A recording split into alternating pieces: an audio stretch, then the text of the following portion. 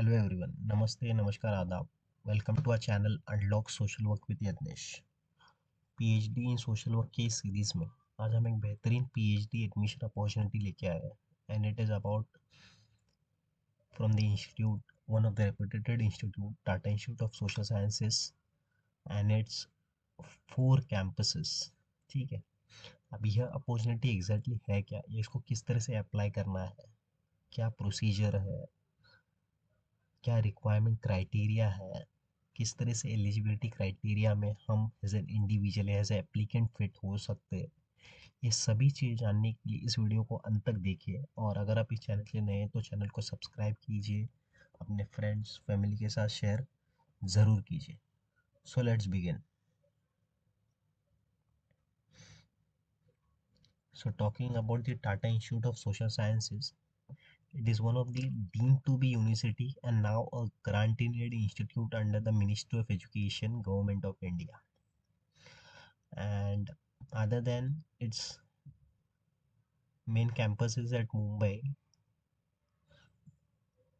और बाकी जो अदर 3 कैंपसेस है, Guwahati campus, Tuljapur campus and Hyderabad campus. ठीक है. अब पीएचडी इन सोशल वर्क के इस एडमिशन प्रोसेस के लिए जानने के लिए आपको इनके ऑफिशियल वेबसाइट पे आना पड़ेगा. उसी के साथ साथ आप एडमिशन में पीएचडी एडमिशन सेक्शन की पीएचडी पे क्लिक कर सकते हो, या स्पेशल अनाउंसमेंट के फ्लोटिंग जो लिंक है पीएचडी एप्लीकेशन सा ओपन नाउ, यहाँ पे क्लिक करने के बाद आपके सामने ऐसे अबाउट पीएचडी एडमिशन का होम पेज आ जाएगा. ठीक है. So talking about PhD admission notification 2024.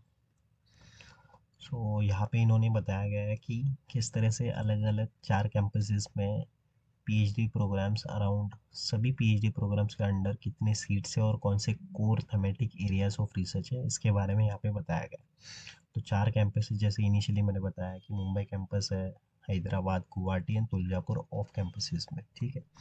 तो मुंबई कैंपसेस में अराउंड 80+ सीट्स है अलग अलग स्कूल्स या सेंटर्स में, जैसे स्कूल ऑफ सोशल वर्क है, स्कूल ऑफ ह्यूमन इकोलॉजी है, या school of health and health system studies है, डिज़ास्टर स्टडीज़ है, मैनेजमेंट एंड लेबर स्टडीज़ है, हैबिटेट स्टडीज़ है, डेवलपमेंट स्टडीज़ है, विमेन स्टडीज़ है, कल्चरल स्टडीज़ है, लाइब्रेरी एंड इंफॉर्मेशन स्टडीज़ है. इस सभी सेंटर्स को मिला के अराउंड 80+ सीट्स मुंबई कैंपसेस में है. तो talking about PhD in social work under the school of social work, यहाँ पे अलग अलग कोर थीमेटिक एरियाज दिया गया है, जहाँ पे आप इसमें से एक पर्टिकुलर एरिया के अंडर आपका रिसर्च प्रपोजल प्रेजेंट कर सकते हो, या आपका जो भी एरिया ऑफ इंटरेस्ट है इस थीम के अनुसार आप वहाँ पे प्रेजेंट कर सकते हो during a research proposal presentation in admission process के टाइम. ठीक है. तो यहाँ पे 20 सीट्स है for PhD in social work. अलग अलग थीम्स दिए गए हैं, क्रिमिनल जस्टिस है, हायर एजुकेशन है, पीएचडी सोशल वर्क प्रैक्टिसेस है, आदिवासी और रूरल एरियाज में, या पार्टिसिपेशन एंड डेवलपमेंट है, पीपल सेंटर्ड सोशल इनोवेशन है, एंटी डीएनटीएस री इंटीग्रेशन ऑफ कस्टोडियल पॉपुलेशंस. ठीक है. सेकंड यहाँ पे पीजी इन अप्लाइड साइकोलॉजी के लिए स्कूल ऑफ ह्यूमन इकोलॉजी में आप सेंटर्स में एनरोल कर सकते हो. ठीक है. 3 सीट्स है. तो आगे आपको एप्लीकेशन के दौरान आपको स्कूल से सेंटर सिलेक्ट करना होता है, उस पर्टिकुलर स्कूल और सेंटर्स में ही आपको अप्लाई करना होता है. ठीक है. उसी के साथ साथ school of health and system studies के लिए 12 सीट्स है. यहाँ पे भी स्पेसिफिक इंटरडिसिप्लिनरी सब्जेक्ट है related to social work, nutrition and health है, हॉस्पिटल हेल्थ सर्विस एडमिनिस्ट्रेशन है, digital health, urban health. Disaster studies में 7 सीट्स है.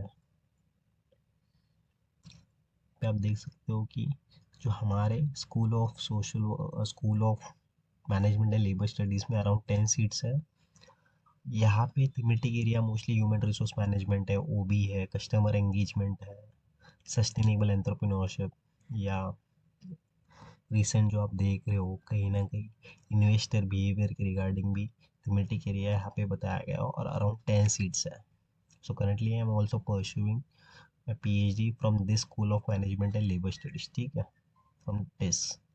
हैबिटेट स्टडीज़ के लिए 12 सीट्स है. यहाँ पे भी अर्बन गवर्नेंस है, सस्टेनेबल ट्रांसपोर्ट के रिगार्डिंग थीम है. उसी के साथ स्कूल ऑफ डेवलपमेंट स्टडीज़ है, अराउंड 14 सीट्स है. पीएचडी इन वुमेन स्टडीज़ के लिए एक सीट है, पीएचडी इन मीडिया के लिए एंड कल्चरल स्टडीज़ के लिए 2 सीट्स है, library and information science 6 seats है। ऑफ कैंपसेस में PhD in rural development 7 seats है। उसी के साथ साथ गुवाहाटी कैंपस के लिए 7 सीट्स है। और Hyderabad campus mostly it is known for school of public policy and governance, यानी यहाँ पे आपका पीएचडी इन पब्लिक पॉलिसी के लिए 2 सीट्स है। तो यहाँ पे रिसेंट क्राइटेरिया जैसे इनिशियली 20 to 23 तक मोस्टली टेस्ट कहीं ना कहीं इंटरनल रिसर्च एप्टीट्यूड टेस्ट यानी टेस्ट का रैट एग्ज़ाम होता था for PhD admission. But recently NEP के इम्प्लीमेंटेशन के बाद इन्होंने यूजीसी के स्कोर्स के बेसिस पे ही पीएचडी एडमिशन एक्सेप्ट करना चालू किया हुआ है। ठीक है, अल्लाह अराउंड 2024 से ही। ठीक है, तो कोई भी एक कैटेगरी में अगर आपका एलिजिबल होते हो तो आप यहाँ पे अप्लाई कर सकते हो। जैसे eligible for admission to PhD with GRF और विदाउट जीआरएफ या ओनली फॉर पीएचडी, तो भी आप यहाँ पे अप्लाई कर सकते हो। ठीक है, सेकंड है फॉर अप्लाइंग या for admission in PhD in social work you have to be cleared your UGC NEET in that specific subject, that is social work is the eligibility requirement. For admission to PhD in applied psychology you need to have UGC NEET in psychology only. ठीक है, उसी के साथ साथ for admission to all the remaining PhD programs mentioned in serial number 3 to 13 clearing UGC NEET in any one of the subject of social science discipline allied field is the eligibility requirement. यानी पहले दो subjects यानी पहले दो जो schools है PhD in social work and applied psychology, वहाँ पे specific UGC NET in that particular subject is the minimum criteria, whereas from the serial number 3 to 13 यानी ह्यूमन डेवलपमेंट स्टडीज़ है या आपके डिजास्टर स्टडीज़ है, management and labour studies है, development studies है, habitat studies है, media and cultural, इसके लिए कोई भी सोशल साइंसेज या अलाइड सब्जेक्ट में यूजीसी नीट होना बहुत ही ज़रूरी है। ठीक, यानी अगर आप UGC PhD in social sorry आपका अगर UGC NET in social work अगर आप क्वालिफाई हो चुके हो तो आप कोई भी अप्लाई कर सकते हो। यानी आप पीएचडी इन सोशल वर्क के लिए भी डाल सकते हो, उसी के साथ साथ आप second preference management and labour studies दे सकते हो, या आपको लग रहा है कि मुझे हैबिटेट स्टडी या डेवलपमेंट स्टडीज़ में जाना है तो भी आप दे सकते हो। ठीक है, यानी वही अगर आपको लग रहा है कि मुझे PhD management and labour studies में अप्लाई करना है, हैबिटेट स्टडीज़ में अप्लाई करना है या डेवलपमेंट स्टडीज़ में अप्लाई करना है तो भी आप अप्लाई कर सकते हो। ठीक है, यहाँ पे फिफ्थ पॉइंट बताया गया है कि those who having valid GRF prior to 2024 in social work psychology are also eligible, यानी 2024 के पहले अगर आपके पास वैलिड जीआरएफ है तो आपको पीएचडी इन सोशल वर्क या पीएचडी इन अप्लाइड साइकोलॉजी में रिस्पेक्टिवली एडमिशन मिल सकता है। ठीक है, those who have having valid GRF prior to 2024 in any subject of social science discipline are also eligible to apply for PhD programs। ठीक है, same point यहाँ पे बताया गया है। सेवन पॉइंट बताया कि those students who have cleared only NET prior to 2024 are not eligible to apply for any of the PhD programs. यानी अगर आपके पास बस नेट क्वालिफाइड है तो आप अप्लाई नहीं कर सकते हो प्राइवेट टू 2024। नहीं, रिसेंट चेंजेस के पहले अगर आपके पास बस नेट क्वालिफिकेशन है तो आप अप्लाई नहीं कर सकते हो। अगर जीआरएफ है, वैलिड जीआरएफ है, उसकी डेट है, ठीक है, तो आप अप्लाई कर सकते हो। Other eligibility criteria for qualifying degree क्या है? सो जैसे 4 इयर्स या 8 सेमेस्टर बैचलर डिग्री प्रोग्राम होना ज़रूरी है, उसी के साथ लिस्ट 55% मार्क्स होना ज़रूरी है। ठीक है, 5% पे रिलैक्सेशन के बारे में बताया गया है यहाँ पे। उसी के साथ साथ सिलेक्शन क्राइटेरिया कैसा है? ठीक है, for those with category 2 and category 3 of UGC NET 2024 70% weightage is given to their NET score and 30% weightage is to their performance in the personal interview.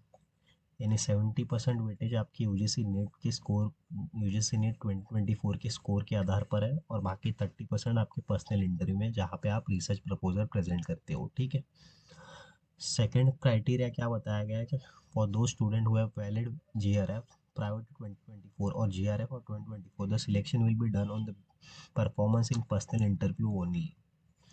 ठीक है, तो यहाँ पे क्या बताया कि अगर आप यूजीसी नेट 2024 के क्वालिफाइड एप्लीकेंट नहीं हो या पास कैंडिडेट नहीं हो, उसके पहले हो, जीआरएफ है आपके पास, तो आपको डायरेक्ट 100% सिलेक्शन क्राइटेरिया देना पड़ेगा on basis of your personal interview. यानी आपका यूजीसी नेट स्कोर के क्राइटेरिया वेटेज नहीं होगा, डायरेक्टली 100% पर्सनल इंटरव्यू के बेसिस पे ही होने वाला है। ठीक है। Third point, in case the valid GRF holders are not selected based on performance in personal interview, then the criteria applied to category 2 and category 3 of UGC NET, that is 70% of weightage for net score and 30% weightage shall be followed in such case। तो वही उन्होंने फिर से वही बताया घुमा फिरा के, अगर नई सिलेक्शन हो रहा है, आपको लग रहा है कि पर्सनल इंटरव्यू के बेसिस पे ही बस नहीं हो पा रहा है, तो शायद ऐसे एक्सेप्शनल केसेस में वो थर्ड रूल पिक्चर में ला सकते हैं, यानी पूरा इंस्टीट्यूशन का डिस्क्रिशनरी पावर्स है। ठीक है। फोर्थ क्राइटेरिया बताया कि the candidates have to upload research proposal और concept note minimum 2000 words on their propose research.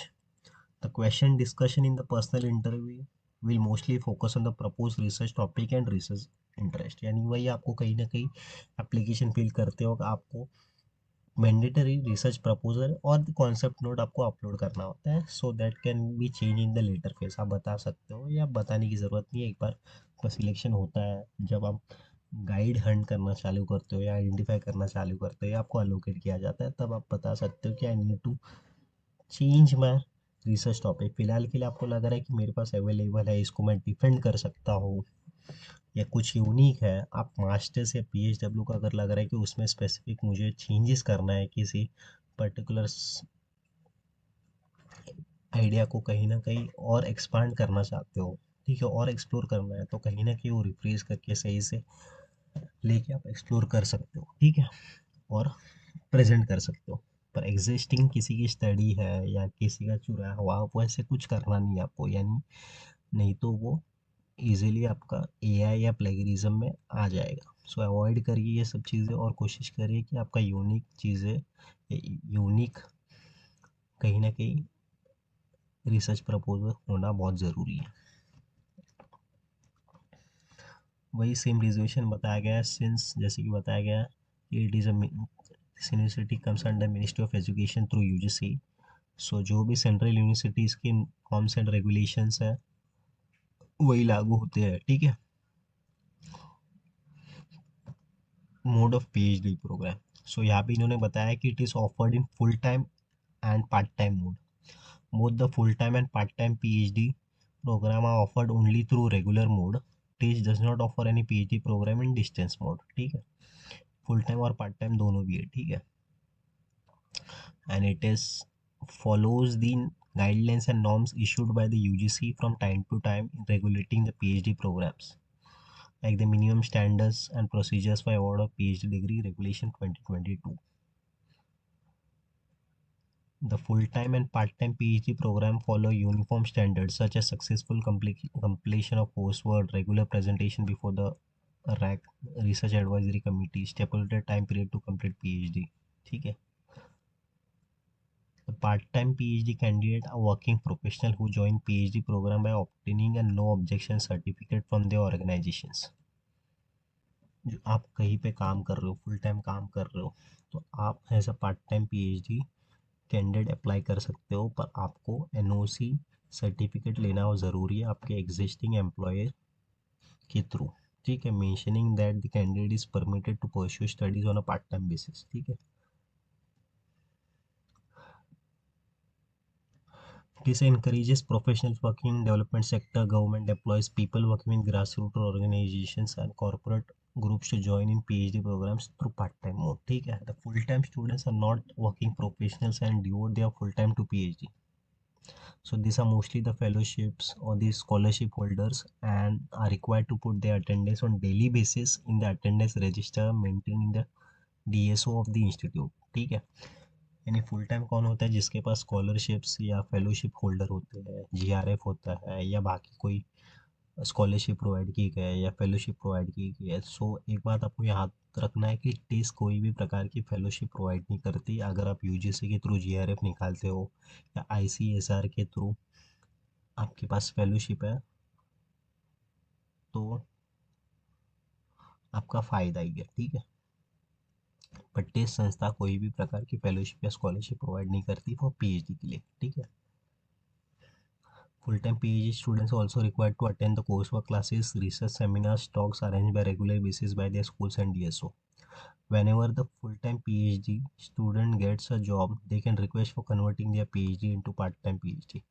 यानी अगर आपको लग रहा है कि आप फुल टाइम पीएचडी स्टूडेंट्स हो, आपको लग रहा है कि कहीं ना कहीं एग्जिस्टिंग जो भी स्कॉलरशिप्स या फेलोशिप्स आपको वो कहीं ना कहीं वो मैनेज नहीं हो पा रही है या एक्सपेंसेस बढ़ रहे हैं पर फेलोशिप की अमाउंट कम है, तो ऐसे कई स्कॉलर्स होते हैं या कैंडिडेट्स होते हैं जो फेलोशिप या स्कॉलरशिप छोड़ देते हैं और कहीं ना कहीं फुल टाइम वर्किंग के लिए ढूंढना चालू कर देते हैं और वो कहीं ना कहीं लग भी जाते हैं, उनको ऑफर लेटर भी मिल जाता है, काम करना भी चालू कर देते हैं। तो इनके लिए कहीं ना कहीं यहाँ पे इन्होंने बताया कि आप उस फुल टाइम को पार्ट टाइम में कन्वर्ट कर सकते हो थ्रू प्रॉपर फॉर्मल रिक्वेस्ट के थ्रू, ठीक है। PhD course work, so all the selected candidates both part time and full time are required to successfully complete the PhD coursework, which is a minimum of 12 credits, including a research and publication ethics course as notified by UGC,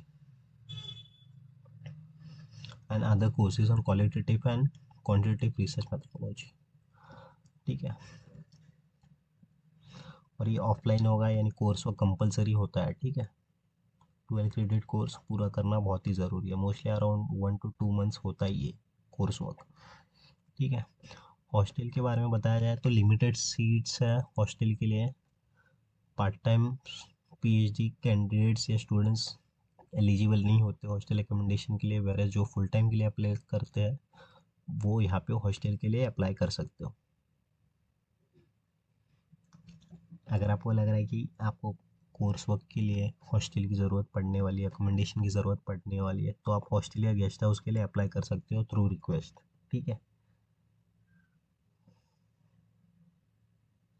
और एक बात याद रखना ज़रूरी है कि जो भी फुल टाइम के लिए अप्लाई कर रहा है हॉस्टल्स के लिए, उनको याद रखना है कि कहीं ना कहीं 3 साल तक ही आपको हॉस्टल की सर्विसेज दी जाएगी।